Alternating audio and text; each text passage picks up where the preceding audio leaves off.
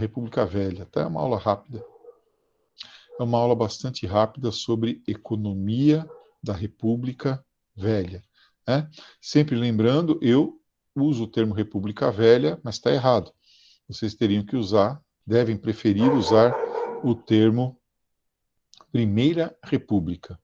É impressionante. Eu começo a aula, esta cachorra começa a latir.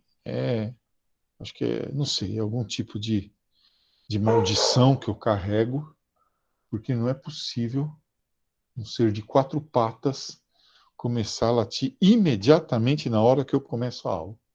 Até agora ela estava lá amuada, né?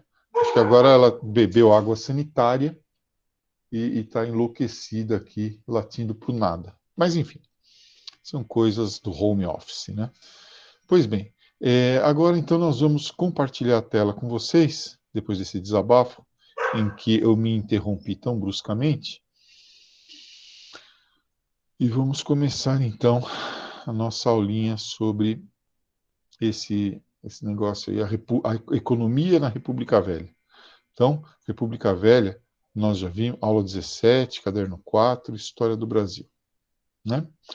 Nós já vimos que a República, nós já vimos a parte da República da Espada, já vimos a parte da República Oligárquica, organização da política na República Oligárquica, e hoje nós vamos ver a economia na República Oligárquica, tá bom?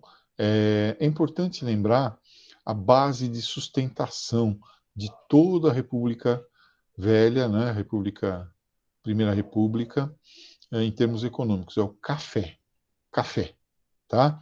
Este maravilhoso fruto dos planaltos da Etiópia, né, que foi levado para a Europa pelos árabes, trazido aqui para a América pelos franceses, e por biopirataria, a esposa do senhor, do governador da Guiana Francesa, né, deu uma muda de café para Francisco de Melo Palheta, de quem era amante no tempo em que ele atuou lá na Guiana Francesa.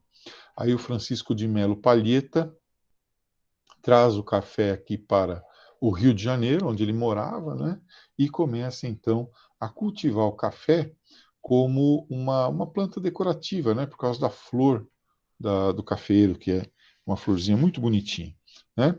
Depois, conforme lá na Europa e nos Estados Unidos nós temos a segunda revolução industrial, o café é adicionado à dieta dos trabalhadores para aumentar a concentração deles, aumentar a velocidade do trabalho deles, né? Diminuir o número de acidentes. Então, o trabalhador europeu e norte-americano começa a consumir café em grande quantidade e o Brasil começa a fornecer esse café. Isso ainda nos tempos lá do Império. Pois bem, a partir de um certo momento, esse café começa a se espalhar, né? Então, primeiro ali, em volta ali do Rio de Janeiro, né? Nova Iguaçu, aquele pedaço ali. Depois, o café se espalha para o Vale do Paraíba, o Vale do Rio Paraíba, né? E naquele tempo, o café ainda era cultivado com mão de obra escrava e transportado no lombo de burros, né? Depois, quando o café vem aqui para o Vale do Paraíba Paulista, Jacareí, Taubaté, São José dos Campos, né? E já durante a Primeira República, ele já começa a contar com a mão de obra do imigrante e as ferrovias. São duas fases diferentes, tá? Primeira fase do café, como produto de exportação, é lombo de burro mais escravo. Quando ele vem para cá, é imigração mais ferrovia. E aí nós começamos a marcha do café junto com as ferrovias para o interior do estado de São Paulo, né? Então vamos lá para o Oeste Velho, Itu, depois Sorocaba, Oeste Novo, Ribeirão Preto, né? Depois Presidente Prudente, Presidente Epitácio, Presidente Venceslau, que são cidades que recebem o nome de presidentes do tempo da Primeira República. Aí depois disso, agora a cachorra está tentando abrir à força um portão. Mas enfim, é, o que eu falava antes de ser interrompido por mim mesmo? Ah, lembrei. E aí, então, ele vai lá para o interior de São Paulo, hoje em busca das manchas de terra roxa, né? Aquela terra bem fértil que nós temos manchas no interior de São Paulo, vai para o norte do Paraná, onde nós temos muita terra fértil, mas temos as geadas, né? O frio lá do Paraná dificulta o cultivo do café. E hoje em dia o café é fortemente cultivado, né? O maior produtor brasileiro de café é o estado de Minas Gerais. Então você tem menos fertilidade, só que no solo do que tem no Paraná, e o Paraná ficou lá para soja, né? Para outros tipos de cultivo. E em Minas Gerais, em compensação, tem menos geada. Não tem as geadas em Minas Gerais, né?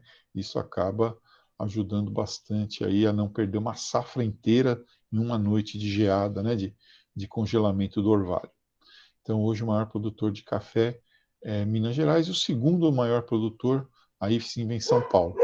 O Brasil, até hoje, responde por 25% do mercado mundial de café, né? Um quarto do café do mundo é produzido aqui no Brasil, tá bom? Então, é isso que acontece. O café era a base da nossa economia aí na República Velha.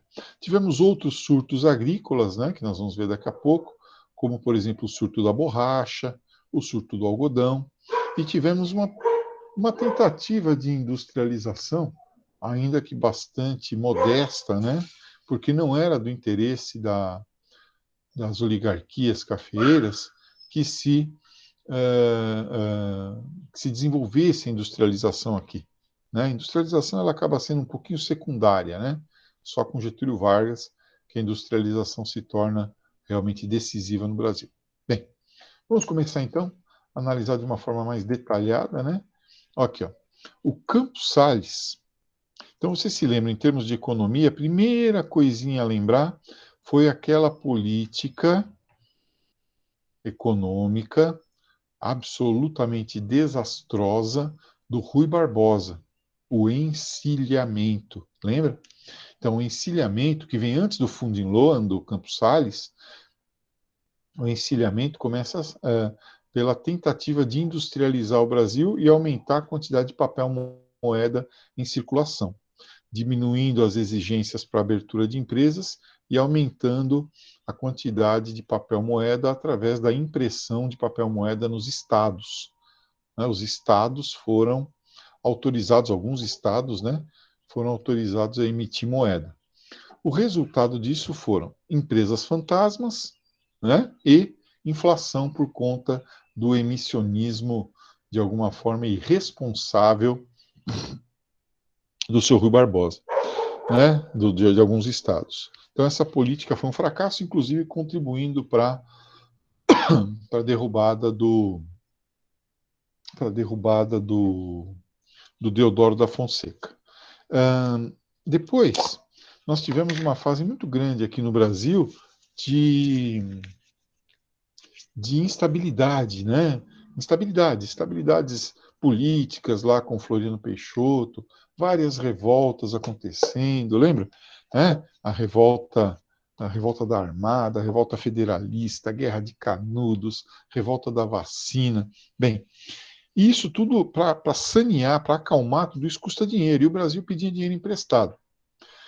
Aí temos lá o Prudente de Moraes. Quando o Campos Salles assume, pronto, a situação econômica, a situação política se acalmou, e quando a situação política se acalma, nós vamos partir para a estabilização da economia.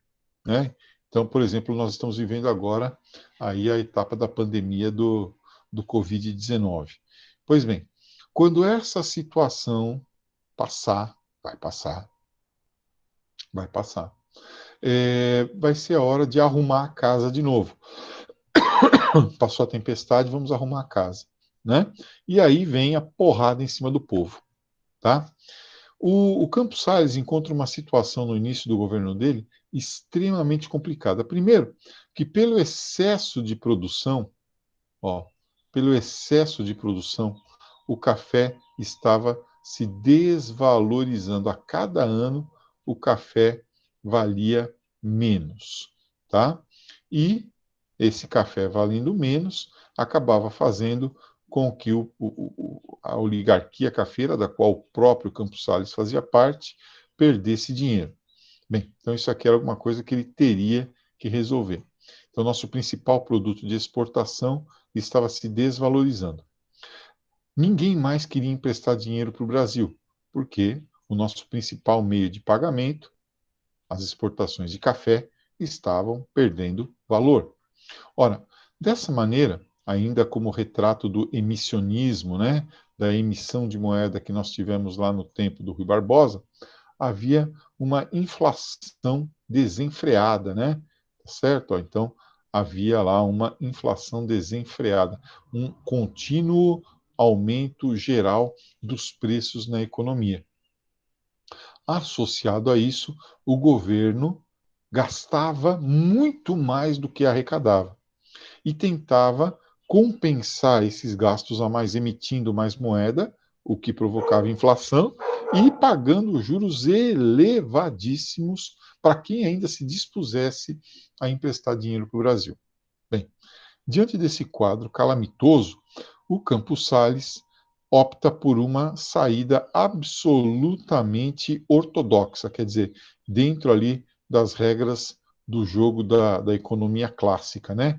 Então, para combater a inflação, você acaba com o emissionismo, para de emitir moeda, só lembrando que moeda é o oxigênio a moeda é o oxigênio da economia, né? Em segundo lugar, para combater a inflação. Para combater o déficit público, você diminui as despesas do governo, né? Reduz brutalmente as despesas do governo, o que faz com que o governo pare de investir, e quando o governo para de investir, você para de ter também crescimento econômico. Então você está sufocando a economia do país, né? Está sufocando a economia do país, está provocando uma tremenda recessão. E para recuperar o valor da moeda, você pede ajuda para alguém que tenha moeda forte, para ancorar a sua moeda forte, a sua moeda fraca, nessa moeda forte, né? Então você, no caso do Brasil, por exemplo, logo que o Plano Real foi criado, nós tivemos meio que a dolarização da economia. O real ficou atrelado ao dólar, né? Você pegava 80 centavos de real, uma moedinha de 53 de 10, né? E levava e trocava por $1. 80 centavos trocava por $1. Com o tempo isso acabou, né? Hoje em dia você acha que precisa de R$ 5, tá? Por $1, né? Mas enfim, a solução então de caráter ortodoxo adotada por Campos Salles foi essa, ó. Para acabar com o déficit público, reduzir despesas e aumentar a arrecadação, o que significa impostos. Para acabar com a inflação, primeiro, parar de emitir moeda. Segundo, ancorar a nossa moeda numa moeda forte. Tá? Para que alguém se dispusesse a emprestar dinheiro para a gente, né, a juros, digamos assim, um pouco menos exorbitantes, tá? O Rui Barbosa, estou com ele na cabeça. O Campos Salles fez o seguinte: foi até a Inglaterra, foi até os Estados Unidos e prometeu pagar os empréstimos, deu como garantia dos empréstimos, né, toda a renda das ferrovias brasileiras. Se eu não pagar, você pode ficar com a renda das ferrovias que transportam café. Deu como garantia dos empréstimos toda a tarifa aduaneira das exportações de café do Brasil. Se eu não pagar, você pode ficar com o dinheiro das exportações de café. E com essas garantias, os banqueiros internacionais emprestaram dinheiro para o Brasil, permitindo aí, né, digamos assim, a ancoragem da nossa moeda para recuperar a credibilidade dela, né, o valor de face dela. Então, você coloca a moeda forte no Banco Central e diz assim para as pessoas que têm moeda fraca, né, hoje em dia o real, no bolso: olha, se você quiser, você pode vir aqui no Banco Central, que a gente troca esse dinheiro que você tem no bolso por dólares. Nós temos dólares aqui para trocar. E aí a pessoa se sente segura, a moeda volta a ter credibilidade. Bem, cortou despesas, como eu disse, né? Diminuiu os gastos públicos, tá? E com isso conseguiu equilibrar aí o déficit público, tá? As finanças.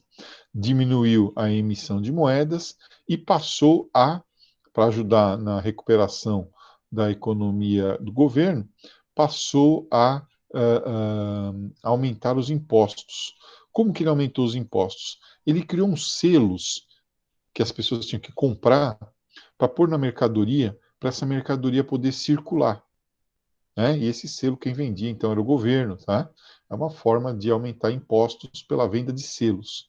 Ele inclusive foi chamado de Campos Selos por conta disso, né? As pessoas tinham um humor maravilhoso naquela época, né?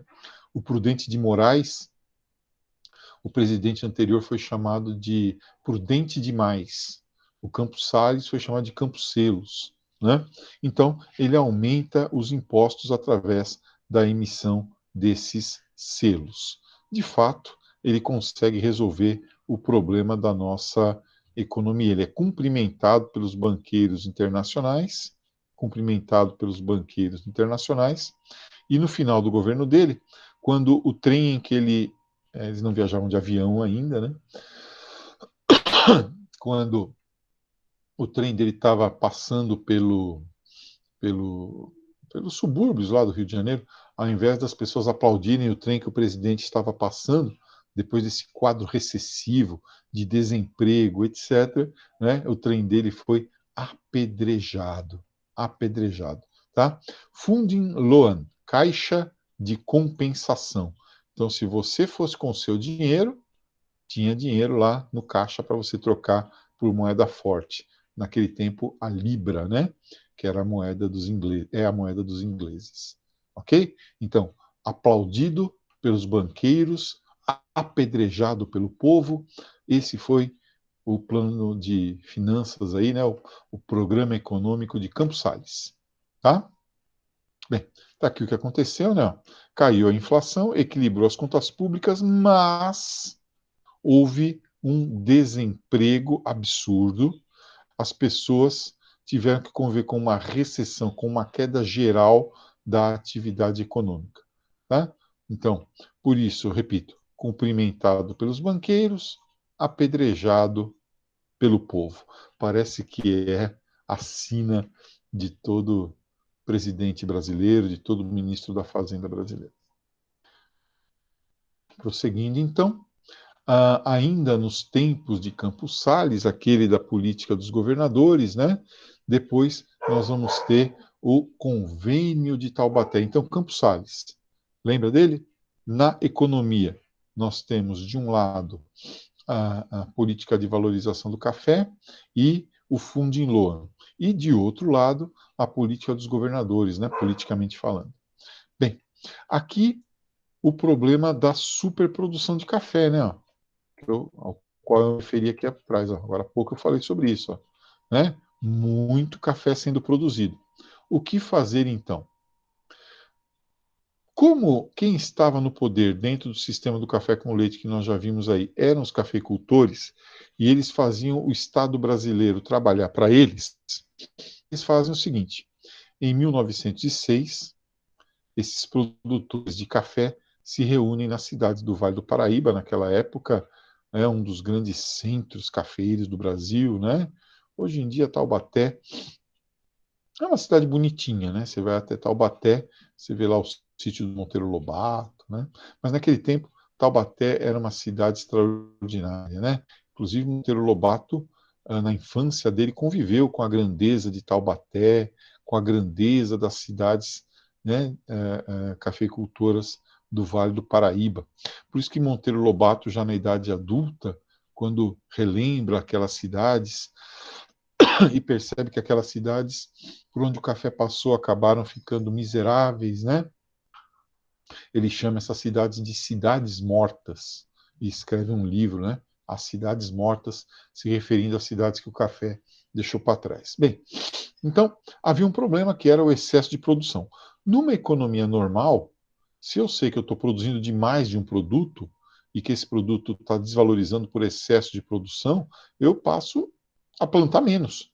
Eu passo a plantar outra coisa, não planto nada, deixo a terra lá especulando, sei lá, né? Mas os cafeicultores não, eles queriam plantar mais, né? Já tinha atingido, nós já tínhamos atingido o teto o teto do consumo de café. O mercado mundial estava saturado de café. A Colômbia começou a produzir café, Gana começou a produzir café, lá na África. Aqui a Venezuela começou a produzir café, a Nicarágua começou a produzir café. Tinha café demais. E daí? Ao invés de plantar menos, eles deram um jeito criativo na coisa, né? Que foi o seguinte: o governo, o governo brasileiro iria passar a comprar café. Olha que solução criativa. Então o governo, ai meu Deus, eu fico doido com isso. O governo, ao invés de construir estrada, o governo, ao invés de construir ponte, hospital, casa, escola, o governo ia comprar. Ia fazer o que com o café? Ia dar café para a população? Não. O café ia ficar estocado. E quando os estoques estivessem cheios, o governo ia queimar café. Ia jogar café no mar. Ia usar café como combustível de locomotiva, combustível de navio. O governo comprar café. Isso foi decidido no convênio de Taubaté, certo? Mas aqui há um problema também. Qual é o problema? O governo não tinha dinheiro para comprar café. Então, o que o governo fazia? Pedia dinheiro emprestado lá na Inglaterra, nos Estados Unidos, né? Então endividava o Brasil para comprar café, para deixar o café estocado e reduzir artificialmente o volume de café disponível. Com isso, o preço do café aumentava. É a política de valorização do café. Dessa maneira, cafeicultores paulistas lucravam demais, né? Lucravam demais, recebiam uma dina, podiam plantar café à vontade, o governo garantia. Mas por que o governo fazia isso? Porque eles eram governo. Eles, cafeicultores, eram governo. Tá? Então, os lucros eram privatizados e os prejuízos socializados, porque, repito, ao invés de pedir dinheiro para construir ferrovia hidrelétrica, ponte, escola, casa, hospital, você comprava café. Né? Os cafeicultores se apropriavam desse dinheiro, alguns indústrias investiram, outros foram para Paris. Esse dinheiro todo se acumulava aqui em São Paulo, que era o principal produtor brasileiro de café, por isso as desigualdades regionais também, né? Por isso que São Paulo acaba ficando à frente do resto do país, porque você se endivida em nome do país para favorecer o Estado ou um grupo de pessoas dentro de um Estado. É muito errado isso, gente, tá? Provocando então o aumento aí dessas desigualdades, tá? Então esse convênio de Taubaté, essa coisa vergonhosa, né, foi feita aí durante a República Velha. Que absurdo. Bom, vamos nos lembrar de alguns surtos agrícolas que nós tivemos aí durante esse período. Então já vimos, ó, encilhamento, de fé e agora o surto agrícola da borracha, tá? Na verdade, isso aqui é mais coleta do que propriamente agricultura, né? Vejam só, no finalzinho do século XIX, início do século XX, lá nos Estados Unidos, se desenvolveu, em parte na Europa, um pouco menos na Europa, né? A Europa estava mais preocupada em fazer carros velozes, né? Com um lean line, quase que artesanais, né? Enquanto que os Estados Unidos está preocupado em produzir um sistema de linha de montagem lá do Henry Ford, né? O Fordismo. Pois bem, já sabe, não preciso ficar sobre isso, que o carro tem muitas partes feitas de borracha. Os pneus são feitos de borracha, né? As partes de isolamento lá, tem muita borracha dentro do carro. Então, para abastecer essa indústria automotiva, era preciso que fosse feita a obtenção de borracha em grande quantidade. Então, do mesmo jeito que o Brasil fornecia café para o trabalhador, o Brasil agora vai fornecer borracha para a fabricação das partes aí do automóvel, tá? Para isso, então, foram mobilizados os seringueiros que percorriam as matas lá da Amazônia com suas cuias, percorrem ainda, né? Numa vida miserável, tá? Coletando o látex, né? O látex ah, ah, lá dos seringais, né? Que é você sabe disso, né?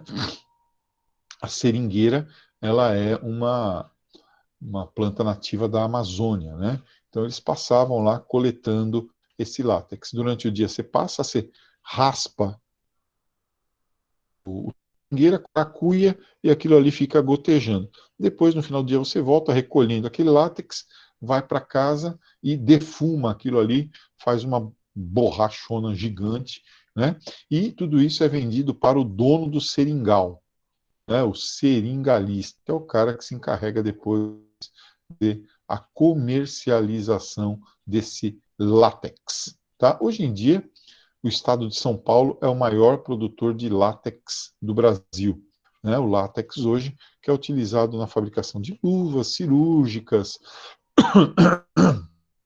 negócio de pôr no braço para achar a veia, né? Que as enfermeiras e os médicos usam, também para a fabricação do chiclete, né? Se utiliza aí o látex, tá bom? De tal forma que em 1910, ó, quase, quase que látex, né, rivaliza com o café, tá? 40% das exportações brasileiras eram de látex lá para os Estados Unidos. O Henry Ford, inclusive, tentou abrir aqui no Brasil, né, um plantation de seringueira, né, a Fordlândia, mas não deu certo, uma desgraça, deu tudo errado, os seringais foram atacados por pragas e tal. Além disso, lá nos Estados Unidos, um cara chamado Firestone descobriu um jeito de obter borracha a partir do petróleo. E aí começou a fabricar borracha sintética, diminuindo a dependência aqui do nosso látex. Né? E os ingleses pegaram mudas de seringueira e levaram para a Malásia, né? Os holandeses levaram para a Indonésia, plantar lá essa planta. É o mesmo, esse vegetal. É o mesmo clima, né, basicamente. Então, lá também se desenvolveu esse tipo de produção. Mais gente produzindo e o preço, tá? Os testemunhos, então, em 1920, né, dessa produção. Os testemunhos disso, lá em Manaus, por exemplo, são o Teatro Nacional, em Belém, o Mercado Ver o Peso, lá em lá em Manaus, né, também, naquela época, o teatro veio todo desmontado da Europa e montado em plena selva amazônica, o Teatro Nacional. Surgiram nessa época os barões da borracha, que eram esses seringalistas aí extremamente ricos, tá? Mas foi um ciclo curto, né? Foi o boom da borracha, tá? Sendo muito curto.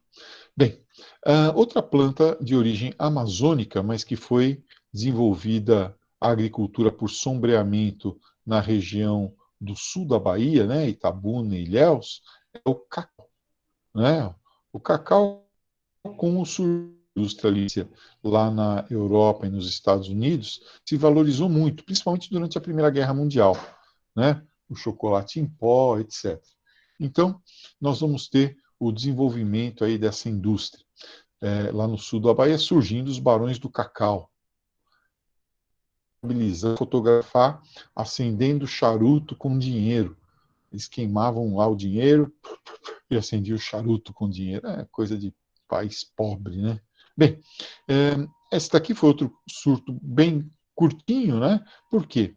Lá no sul da Bahia, não as outras plantas da floresta amazônica, os cacaueiros foram atacados por pragas, tá? Como a famosa vassoura de bruxa, né? E diminuiu muito a produção. Além disso, pegaram mudas de e levaram à África. né? Os ingleses fizeram isso, e lá eles começaram a desenvolver o cultivo de cacau, jogando o preço do cacau lá no subsolo. Então, esse aqui é outro ciclo bem curto. Tá? Ainda temos testemunhos lá, se vocês forem ao sul da Bahia, visitem Itaúna, visitem Ilhéus, visitem Valença. Que coisa mais linda aquele lugar, gente. Um lugar quente, gostoso. Foi lá também, ou é de lá também, né, que vem alguns dos melhores livros da nossa literatura, né? Os livros de Jorge Amado, né, Gabriela Cravo Canelli, se passa lá em Ilhéus, né? Capital do cacau, já mostrando no livro de Jorge Amado a decadência dos cacaueiros. Mas, enfim, outros ciclos que nós temos, o ciclo do algodão lá no Maranhão, da cana-de-açúcar, tá? Nunca conseguiu superar o seu arizo, né? Que beneficiando ali 3, 4, 5, 10 famílias, conseguiu se manter durante algum tempo. Tá? E enfim, né, manteve lá o domínio político dessas, das populações desses estados por essas oligarquias produtoras, esses gêneros exportados aí. Tá? Industrialização, pouquíssima, né? Pouca industrialização. Nós tivemos alguns fatores que permitiram a industrialização aqui em São Paulo, pouquinho, realmente São Paulo e Rio se industrializaram um pouco nessa época, mas só a indústria leve, né? A indústria de alimentícios, carne enlatada, macarrão, né? Coisas assim, farinha, é, por, do desinteresse da oligarquia cafeira em desenvolver a indústria, né? Então, a indústria leve, intensiva em mão de obra, tá? Os fatores para essa industrialização foram a mão de obra dos imigrantes, que trazem com eles novos hábitos de consumo que precisam ser abastecidos, e também trazem a facilidade em trabalhar nas fábricas, né, a experiência no trabalho fabril. O aumento do mercado interno pelo aumento da população e também pelo fim da escravidão, né, o escravo, o ex-escravo, por menos que ele consuma, a consumir, né, um pouco mais do que no tempo que ele ficava lá na mão do senhor. Os capitais excedentes do café, principalmente os capitais resultantes da política de valorização do café. Então, esse dinheiro que sobrou passou a se concentrar na mão de algumas pessoas que, diversificar os negócios, passaram a apoiar algumas atividades industriais. Eu coloquei alguns nomes aqui, né? Ó, Roberto Simonsen, Delmiro Gouveia, George Street, né? Esses caras começaram a investir na indústria. E a presença das ferrovias, né? A presença das ferrovias que facilita a chegada de matéria-prima e facilita a venda do produto já industrializado. Por isso, a indústria, em grande parte, se concentra aqui também em São Paulo. Esse cara que eu deixei para o final, Francisco Matarazzo, era um cara importantíssimo, né? Ele vem em Itália já com dinheiro, né? E começa a desenvolver aqui as Indústrias Reunidas Francisco Matarazzo, que no auge chegaram a ter 1.000 indústrias. Indústria química, indústria química de baixa complexidade, né? Indústria alimentícia, enfim, indústria têxtil, um monte de indústrias aí nas mãos do Francisco Andrea Matarazzo, tá? Que simbolizou aí, né, o imigrante, que foi um grande capitão da indústria aqui, tá? Mas são setores leves, ó, tá? Setores leves da industrialização, né? Então, a indústria têxtil, até para fabricar a sacaria, né, o saco em que o café era colocado, a indústria alimentícia, como eu falei, para abastecer esse imigrante, né, o sagrado macarrão do domingo, tá? Que também era consumido ao longo de outros dias. Aí, para fazer um macarrão, você precisa da farinha, enfim, né, essa farinha, esse trigo precisa ser beneficiado. E uma forte concentração em São Paulo, porque São Paulo é que reunia a maior parte desses fatores, né, o capital do café, as ferrovias, etc., os imigrantes. Então, nós tivemos aí essa industrialização acontecendo. Esse aqui já não é exercício de vocês, né? Exercício de outra turma. Ok? Pessoal, deixa eu abrir agora. Alguma pergunta? Alguma pergunta, gente, do que foi dito até agora? Algum questionamento? Não? Eu vou abrir um pouquinho o plural aqui.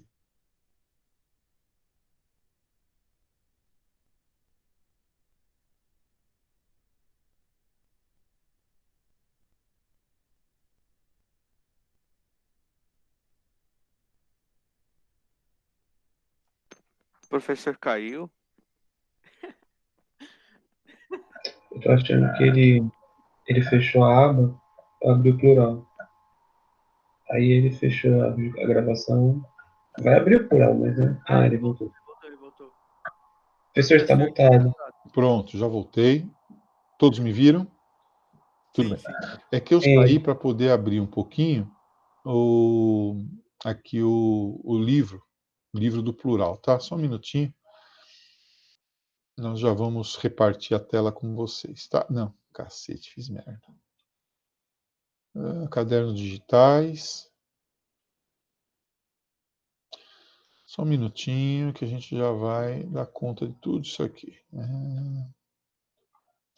Peço um pouquinho de paciência para vocês, que eu estou procurando o livro de vocês, tá? É o caderno 4.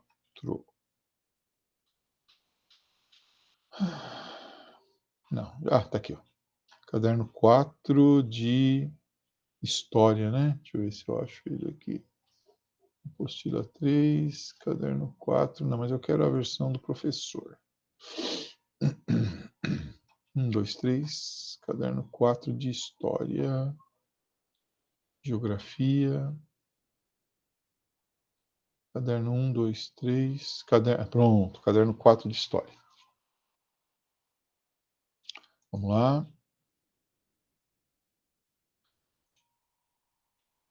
Compartilhar aqui para vocês, que eu queria resolver o exercício, né, com vocês agora, aqui. Cadê? Peraí. Atenção, ninguém se mexe, hein? Aí, pronto. Vamos ativar o modo aula aqui. Tá. Essa aula, deixa eu ver se a gente acha ela aqui embaixo, né? Nossa aulinha de... Aqui, ó. Características econômicas da República Velha. Tá? Da República Oligárquica. Então é aqui que nós estamos. Pessoal, todo mundo está vendo a tela aí? Abre o microfone, fala aí. Vocês estão vendo o livro? Sim, sim. Sim, né? Estão vendo o livro? Tudo bem. Então tá. Aqui, ó, o Francisco Matarazzo é esse cara aqui, tá? Ó. E esse aqui é o Rodolfo Crespi, outro imigrante italiano, né? Bom, o primeiro exercício, alternativa D, vamos dar uma olhadinha nele? Ai, Cacilda. Vamos dar uma olhada aqui nesse exercício. Ele diz o seguinte: Canto dos Lavradores de Goiás. Tem fazenda e fazenda, que é grande perfeitamente. Sobe serra, desce serra. É o latifúndio, né? Salta muita água corrente, sem lavoura e sem ninguém. Terra vazia, né? Terra para a especulação. Esse país, viu? Ó, o dono mora ausente, ele nem fica lá na terra, né? Lá só tem caçambeiro, tira onda de vanilla. Caçambeiro é o jagunço, né? É o gerente, é o cara que administra no lugar do, no lugar do patrão, né? O caçambeiro que tira onda de valente, tá?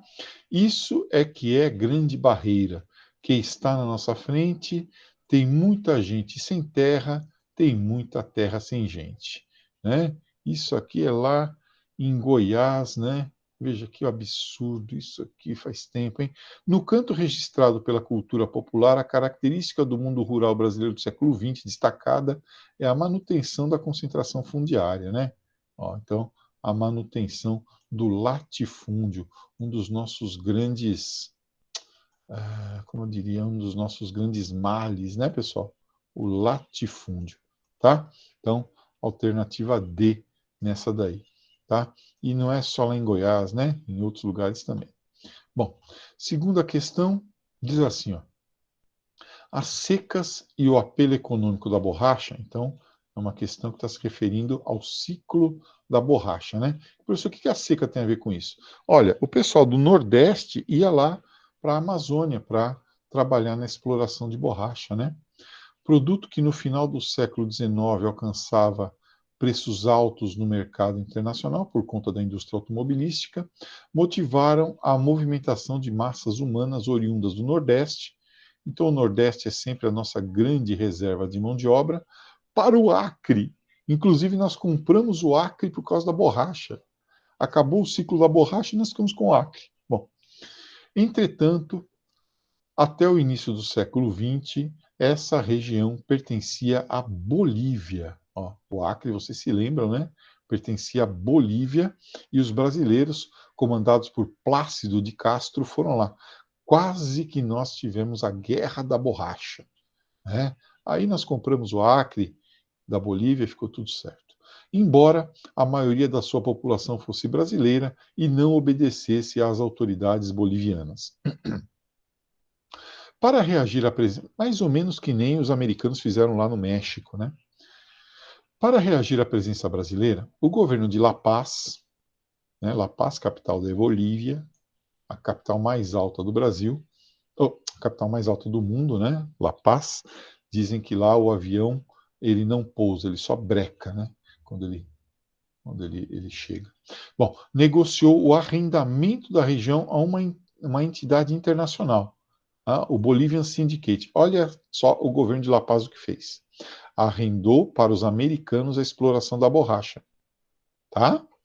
Iniciando violentas disputas dos dois lados da fronteira. Então, bolivianos com americanos contra os brasileiros.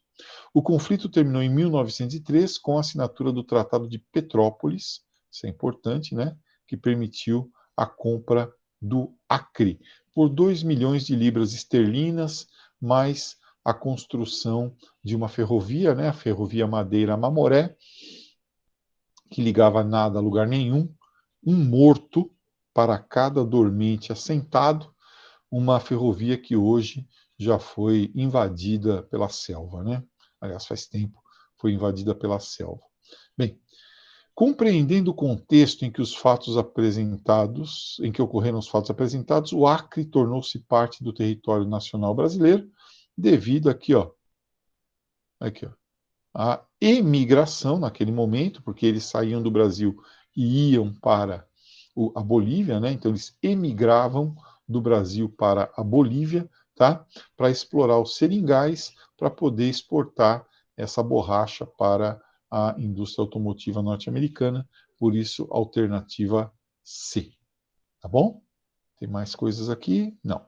Então aí a gente já encerra, essa parte da apostila, né? Que é a aula 17. No encontro de amanhã, nós vamos tratar da última parte da revolução, da história geral, que é a Revolução Industrial. Tá bom? Alguma dúvida, pessoal, sobre o que foi posto aí? Tudo bem? Nosso próximo encontro, então, é amanhã. Deixa eu ver que hora que é o nosso encontro amanhã. Nosso encontro amanhã é às 10h40, tá? Amanhã, às 10h40, eu tenho a firme convicção de que nós vamos fazer a Revolução Industrial, aí, estudar a Revolução Industrial e dar uma olhadinha lá dentro outra vez, né, daquele ambiente lá do Socrative, onde vai ser realizada a prova de vocês. Tá bom? Então, se ninguém tem nada a colocar, vou interromper a gravação. Até amanhã, a gente se vê. Tchau, tchau.